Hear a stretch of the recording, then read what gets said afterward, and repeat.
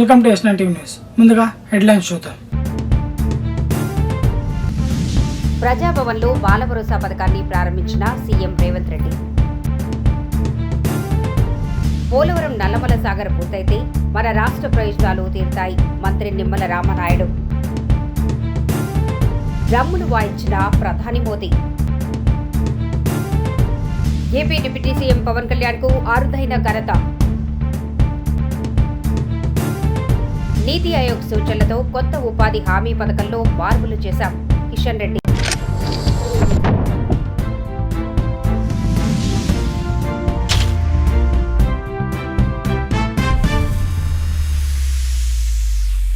ప్రజాభవన్లో బాల భరోసా పథకాన్ని సీఎం రేవంత్ రెడ్డి ప్రారంభించారు. ఈ సందర్భంగా సీఎం మాట్లాడుతూ దివ్యాంగులకు మానవీయ కోణంలో సహకారం అందిస్తున్నామని 50 కోట్ల రూపాయలతో దివ్యాంగులకు పరికరాలు అందించామని తెలిపారు. దివ్యాంగులు పెళ్లి చేసుకుంటే 2 లక్షల రూపాయల ఆర్థిక సాయం అందిస్తామని హామీ ఇచ్చారు. దివ్యాంగులను ఇతరులు పెళ్లి చేసుకున్నా ఆర్థిక సాయం అందిస్తామని అన్నారు. ప్రభుత్వ ఉద్యోగాల్లో దివ్యాంగులకు సముచిత స్థానం కల్పిస్తామన్నారు. క్రీడల్లో రాణించిన దివ్యాంగులకు ఉద్యోగాలు ఇస్తామన్నారు. ప్రభుత్వం కల్పించే అవకాశాలను ఉపయోగించుకుని దివ్యాంగులు ఎదగాలని రేవంత్ ఆశాభావం వ్యక్తం చేశారు. ఈ ప్రాంతంలో దివ్యాంగులకు స్ఫూర్తి జైపాల్ రెడ్డి అని తెలిపారు. ట్రాన్స్జెండర్లకు కూడా ప్రభుత్వ ఉద్యోగాలు, ఇందిరమ్మ ఇళ్లు ఇస్తామని హామీ ఇచ్చారు. కార్పొరేషన్లు, మున్సిపాలిటీల్లో కోఆప్షన్ సభ్యులుగా ట్రాన్స్జెండర్లను నామినేట్ చేయాలని ఆదేశించారు. ట్రాన్స్జెండర్లు వాళ్ల సమస్యలను వాళ్లే చెప్పుకునే అవకాశం ఇవ్వాలని అన్నారు. ప్రణామ్ కార్యక్రమంతో వృద్ధులను ఆదుకోవాలని ప్రభుత్వం నిర్ణయించిందని తెలిపారు. తల్లిదండ్రులను నిర్లక్ష్యం చేస్తే ప్రభుత్వ ఉద్యోగుల జీతాల్లో 10 నుంచి 15% కోత విధిస్తామని హెచ్చరించారు. బడ్జెట్ సమావేశాల్లో ఈ బిల్లు తీసుకొస్తున్నామన్నారు. తల్లిదండ్రులను నిర్లక్ష్యం చేసేవారిని మనమే దారిలోకి తీసుకురావాలి. తల్లిదండ్రులపై బాధ్యత లేని వారికి సమాజంపై ఏం బాధ్యత ఉంటుందని సీఎం రేవంత్ రెడ్డి అన్నారు. దివ్యాంగులకు మా రాష్ట్ర ప్రభుత్వము మానవీయ కోణంలో సహాయ సహకారాలు అందించి దివ్యాంగులు మా ప్రభుత్వంలో మాలో ఒకరుగా, కుటుంబ సభ్యులుగా వారికి సహాయ సహకారాలను అందించి సమాజంలో ఆత్మగౌరవంతో నిలబడే విధంగా, సమాజంలో వాళ్ళు ఎదుర్కొంటున్న సమస్యల్ని పరిష్కరించే విధంగా ఈనాడు 50 కోట్ల రూపాయలతోటి వాళ్లకు పరికరాలను అందించడమే కాకుండా ఈరోజు సమాజం, ఈ రాష్ట్ర ప్రభుత్వం ఒక మానవీయ కోణంలో పనిచేస్తుంది. మానవత్వంతో కూడుకున్న నిర్ణయాలు ఈ రాష్ట్ర ప్రభుత్వం తీసుకుంటుంది.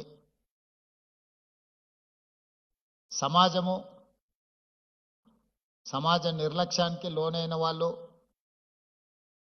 కుటుంబానికి భారంగా మేము మారినమేమో అని మానసికంగా దివ్యాంగులు కుంగిపోతున్న సందర్భంలో ఈ ప్రభుత్వం మీ పట్ల కుటుంబ సభ్యులను ఏ విధంగా అయితే ఆదరిస్తుందో ఆ విధంగా మీ అందరికీ అవకాశం కల్పించాలని నిర్ణయం తీసుకొని ఎప్పుడు లేని విధంగా 50 కోట్ల రూపాయలు కేటాయించి ఈనాడు మీకు సహాయం అందించడమే కాకుండా మీకు అవసరమైన పరికరాలను అందించి ఈ ప్రభుత్వం మీకోసం ఉన్నది ఒక విశ్వాసాన్ని కల్పించాలనే ప్రయత్నంలో భాగంగానే ఈనాడు మా మిత్రులు అడ్లూరు లక్ష్మణ్ గారు ఈ కార్యక్రమాన్ని ఏర్పాటు చేసి అన్ని జిల్లా కేంద్రాలలో ఈ కార్యక్రమాన్ని పెట్టి అందరికీ ఇక్కడి నుంచి ప్రభుత్వం తీసుకుంటున్న నిర్ణయాలను అందే విధంగా ఏర్పాటు చేయడం జరిగింది. అదేవిధంగా విద్యా రిజర్వేషన్లలో కానీ, ఉద్యోగ రిజర్వేషన్లలో కానీ దివ్యాంగులకు వాళ్ళకి ఇవ్వాల్సిన కోటా ఇవ్వడానికి అన్ని రకాలుగా మన ప్రభుత్వం నిర్ణయం తీసుకున్నది.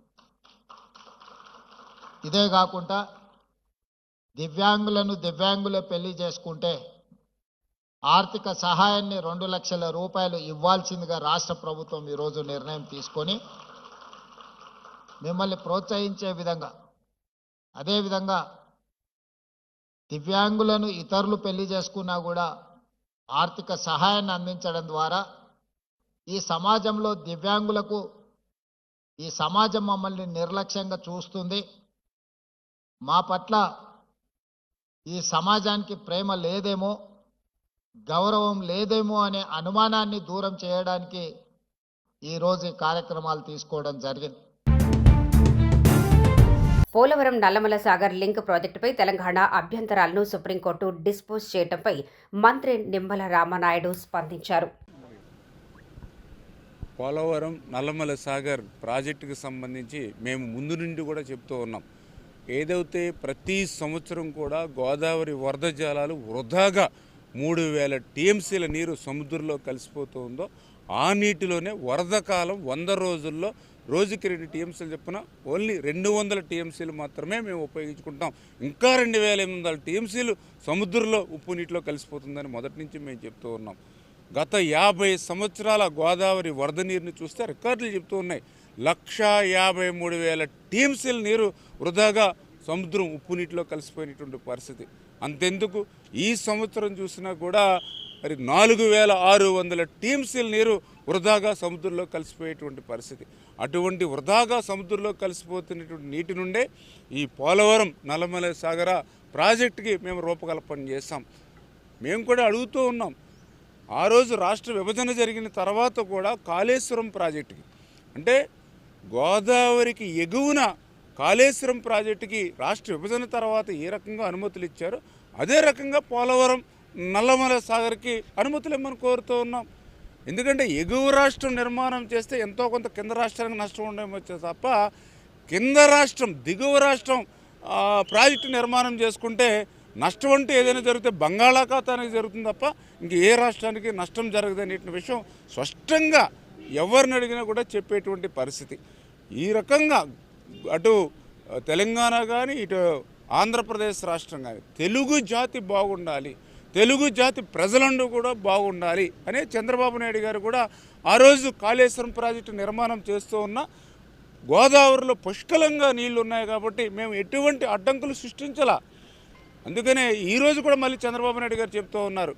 ఈరోజు పోలవరం నల్లమల సాగర్ ప్రాజెక్టు పూర్తయి అటు రాయలసీమ ఆంధ్ర ప్రయోజనాలు తీరితే నీళ్లు మిగిలితే తెలంగాణ కూడా ఉపయోగించుకునేటువంటి సౌకర్యం ఉంటుందని, అంటే ఈ రకంగా 2 రాష్ట్రాలు బాగుండాలి, తెలుగు జాతి బాగుండాలి అనేటువంటి ఆలోచనతోటే ఈరోజు ఇక్కడ ప్రభుత్వం పనిచేస్తున్న విషయాన్ని మీ ద్వారా ఈ సందర్భంగా తెలియజేసుకుంటూ ఉన్నాం.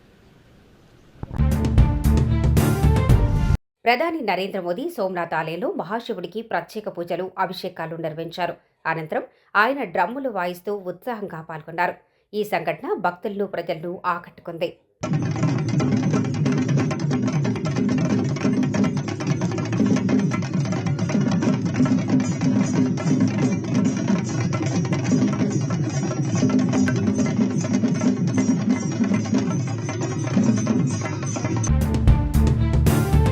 పవర్ స్టార్ పవన్ కళ్యాణ్ కీర్తి కిరీటంలో మరో అంతర్జాతీయ మైలురాయి వచ్చి చేరింది. అటు సినిమాలు, ఇటు రాజకీయాల్లో బిజీగా ఉంటూనే తనకిష్టమైన మార్షల్ ఆర్ట్స్లో ఆయన అత్యున్నత స్థాయి గుర్తింపును సాధించారు. ప్రాచీన జపనీస్ కత్తిసాము కళ అయిన కెంజుట్సులో అధికారికంగా ప్రవేశం పొందిన తొలి తెలుగు వ్యక్తిగా పవన్ కళ్యాణ్ చరిత్ర సృష్టించారు.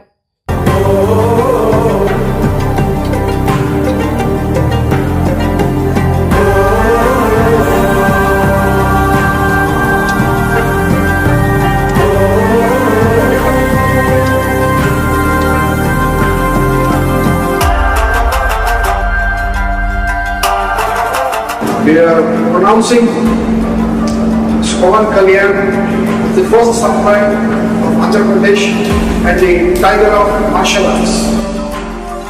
గోల్డెన్ డ్రాగన్ సంస్థ నుంచి టైగర్ ఆఫ్ మార్షల్ ఆర్ట్స్ అనే బిరుదును అందిస్తూ ఆయన్ని ప్రకటించారు.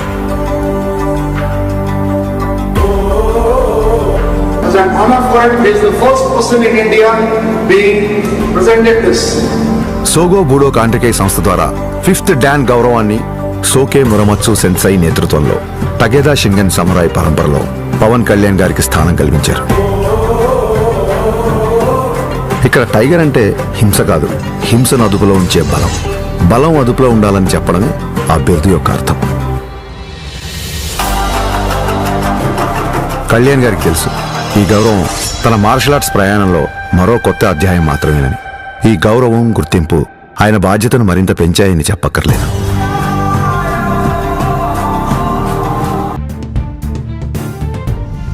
సంక్రాంతి పండుగ శుభాకాంక్షలు తెలియజేస్తా ఉన్నాను. అనేక రాష్ట్రాలలో అనేక పేర్లతో ఈ సంక్రాంతి పండుగ ఒకరోజు అటు ఇటు దేశవ్యాప్తంగా జరిగేటువంటి ప్రకృతితో ముడిపడినటువంటి పండుగ. ముఖ్యంగా మన తెలుగు రాష్ట్రాల్లో ఎంతో ప్రాధాన్యత కూడినటువంటి పండుగ ఇది.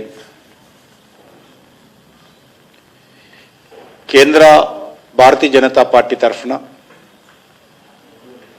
అన్ని రాష్ట్రాలలో కూడా అన్ని రాష్ట్రాల రాజధానుల్లో జీ రామ్జీ ఏదైతే కేంద్ర ప్రభుత్వం అనేక సంస్కరణలతో అనేక మార్పులు చేర్పులు చేసి దేశానికి పేద ప్రజలకు వ్యవసాయ రంగానికి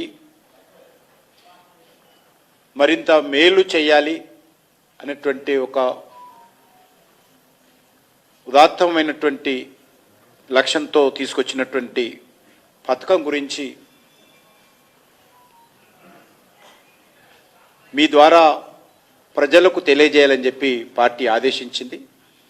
అందులో భాగంగా తెలంగాణ రాష్ట్ర రాజధాని అయినటువంటి మన హైదరాబాద్ నగరం నుంచి తెలుగు ప్రజలకు వివరించేటువంటి ప్రయత్నం చేస్తున్నాం. ఎందుకంటే ఒక తప్పుడు ప్రచారం, మేమేదో ఈ యొక్క గ్రామీణ ఉపాధి హామీ పథకం తీసుకొస్తే దాన్ని నీరుగార్చేటువంటి ప్రయత్నం చేస్తున్నారు అనేటువంటి ఒక తప్పుడు ప్రచారము ఈరోజు కొన్ని ప్రతిపక్ష పార్టీలు చేస్తూ ఉన్నాయి. కాబట్టి వాళ్ళు చేస్తున్నటువంటి తప్పుడు ప్రచారాన్ని మరి ప్రజలకు తెలిసే విధంగా ప్రయత్నం చేయాలని పార్టీ నిర్ణయించింది. మనకందరికీ తెలుసు, నరేంద్ర మోడీ గారు ప్రధానమంత్రి అయిన తర్వాత అనేక రకాల సంస్కరణలు తీసుకొస్తుంది. అనేక పథకాలలో మార్పులు చేస్తూ ఉన్నాం. అనేక నూతన పథకాలు ప్రవేశపెట్టాము. ఇప్పటికే అమల్లో ఉన్నటువంటి అనేక పాత పథకాల్లో వచ్చినటువంటి అనుభవాలు, వచ్చినటువంటి ఫలితాలు, వాటన్నిటిని కూడా జాగ్రత్తగా పరిశీలించి ప్రజలకు దేశానికి ఉపయోగపడేటువంటి అనేక మార్పులు తీసుకురావడం జరిగింది. అందులో జిఎస్టీ, ఈ రకంగా అనేక పథకాలు, జిఎస్టీ తీసుకుంటే కూడా పన్నుల విధానంలో మార్పు తీసుకొచ్చాం, బడ్జెట్ ప్రవేశపెట్టడంలో మార్పులు తీసుకొచ్చాం, గ్రామీణ ఆర్థిక వ్యవస్థ మెరుగుపరచడం కోసం మార్పులు తీసుకొచ్చాం. కాబట్టి ఒక నిరంతరమైనటువంటి ప్రక్రియలో భాగంగా గ్రామీణ ఉపాధి హామీ పథకం మార్పులు తీసుకొచ్చి దేశ అభివృద్ధికి, పేద ప్రజలకు మేలు చేరేటువంటి కార్యక్రమం చేపట్టడం జరిగింది. అందులో భాగంగానే గత పార్లమెంటు శీతాకాల సమావేశాలలో ఈ బిల్లును ప్రవేశపెట్టడం జరిగింది. ఇంతటితో వార్తల సమాప్తం. చూస్తూనే ఉండండి S9 టీవీ న్యూస్.